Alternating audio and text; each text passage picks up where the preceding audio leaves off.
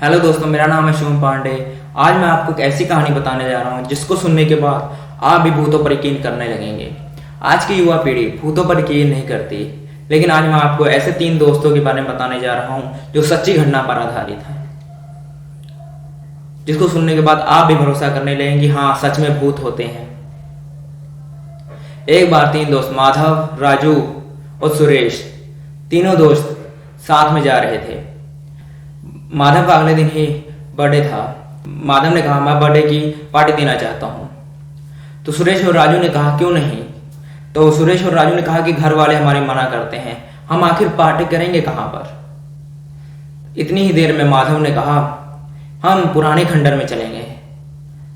तब सुरेश कहने लगा नहीं मैं नहीं वहां पर जाऊंगा। तो राजू कहता है क्या हुआ, चलो चलते हैं। सुरेश कहता नहीं, काफी सालों पहले की बात है, वहां पर भूत प्रेत रहते थे, जिस कारण वहां पर एक तांत्रिक गया था इस सब की दुविधा को दूर करने के लिए कि कोई भूत प्रेत नहीं रहता। तांत्रिक वहां पर पूजा पाठ कर रहा था कि अचानक न तांत्रिक का पता चला न उसकी सामग्री का पता चला। उसके बाद बहुत ढूंढा लेकिन उस तांत्रिक का नहीं पता चला, अचानक ही गायब हो गया वहां से। सुरेश की यह बात सुनकर राजू को थोड़ा सा चाहे मन में लगा, लेकिन माधव नहीं मान रहा था। माधव कहता कुछ नहीं होता, चलो मैं साथ में चलता हूं, मैं हूं ना, हम 3 रहेंगे, हम अकेले थोड़ी ना रहेंगे। कैसे भी करके माधव और राजू सुरेश को मना लेते हैं। अगला दिन आता है।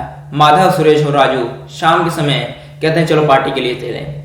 माधव पहले तैयार होता है और सबको तैयार करके अपने साथ अपने बोतल ले लेता है, बियर की बोतल और बाकी खाने के सामान ले लेता है। शाम के 7 बज रहे होते हैं।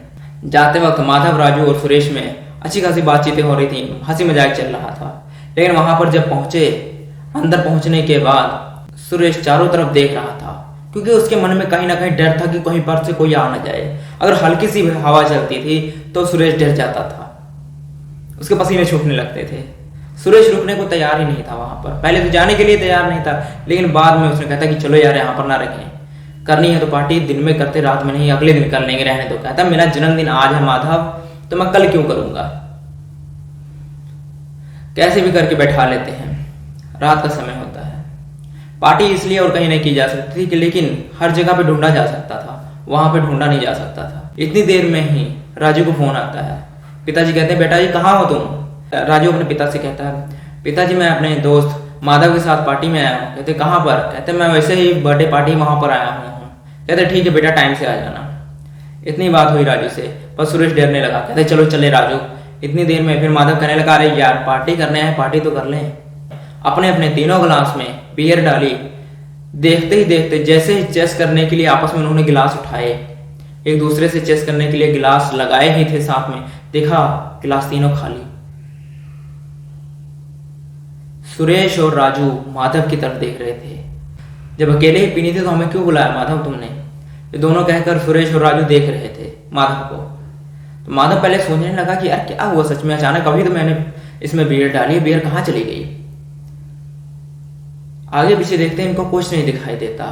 तब सुरेश समझ जाता है कि कुछ गड़बड़ हो रहा है हम लोगों के साथ। माधव भी समझ जाता है, लेकिन माधव अनदेखी कर देता है कि लगता है इन दोनों में से किसी ने पी ली होगी, मेरा नाम ऐसे लगा रहे हैं। फिर टॉर्च जलाते हैं। टॉर्च जलाने के बाद देखते हैं ध्यान से कि माधव कहता है अब मैं नहीं, राजू तुम डालो।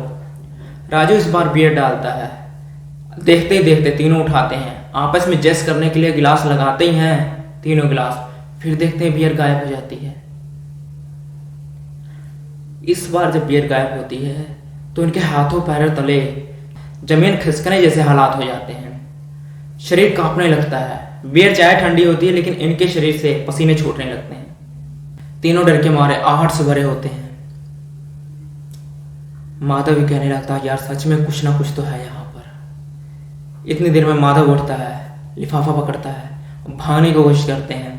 तीनों एक साथ ही भागते हैं, लेकिन जहां भी जाते हैं इनको दरवाजा ही नहीं दिखाई देता। डर के मारे सुपुट थे, कभी इधर कभी उधर, और अंदर से चीख ही जा रहे थे बचाओ बचाओ। लेकिन उस खंडर में कोई आए तब ना। वो खंडर पड़ता ही ऐसी जगह पर था जहां पर कोई आ ही जा नहीं सकता। तीनों डर के मारे कांप रहे थे, इधर उधर भाग रहे थे, लेकिन किसी को रास्ता नहीं दिखाई दे रहा था।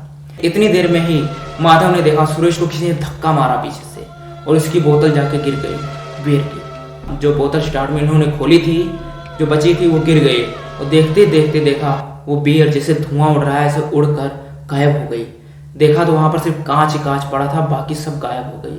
जो जगह बियर की गीली हुई थी उससे एकदम सूख सी गई, जैसे मानो कुछ गिरा ही नहीं हो। यहाँ पर सिर्फ कांच ही कांच पड़े थे बियर के बोतल के।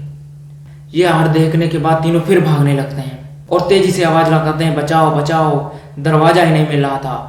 तब माधव को बार बार कह रहा था राजू और सुरेश कि हमने कहा था तुझे यहाँ पर ना आए, तू ही नहीं मान रहा था। कहता यार मुझे थोड़ी ना पता था। अब तीनों के तीनों फंसे हुए थे। इतनी देर में माधव के लिफाफे से दूसरी बोतल जैसे ही गिरती है, वो भी देखते हैं वो गायब हो जाता है सारा सामान। गिरती है तो वो भी देखते हैं सिर्फ कांच ही कांच पड़ा होता है, बियर फिर गायब हो जाती है। फिर राजू कहता है माधव और सुरेश से, कहता है तुम दोनों लिफाफे छोड़ दो यहाँ पर और फिर भागो। जब लिफाफे छोड़ देते हैं तब भागने लगते हैं तो आगे इनको दरवाजा दिखाई पड़ता है।